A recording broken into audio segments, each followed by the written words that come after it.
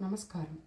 ఈరోజు శ్రీమద్ భగవద్గీత 5వ అధ్యాయం కర్మసన్యాస యోగంలో నుండి 29వ శ్లోకం. భోక్తారాం యజ్ఞ తపసాం సర్వలోకమహేశ్వరం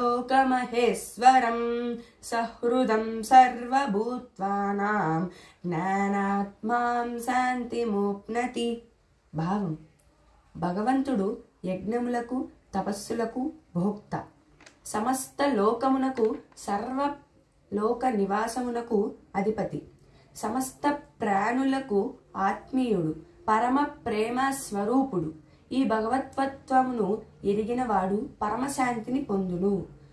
ఓం తస్సదితి శ్రీమద్భగవద్గీతాసు ఉపనిషత్సు బ్రహ్మ విద్యాయాం యోగశాస్త్రే శ్రీకృష్ణార్జున సంవాదే కర్మ సన్యాస యోగో నామ పంచమోధ్యాయః. ఈ వీడియో కనుక మీకు నచ్చినట్లయితే లైక్ చేయండి, షేర్ చేయండి, సబ్స్క్రైబ్ చేసుకోండి.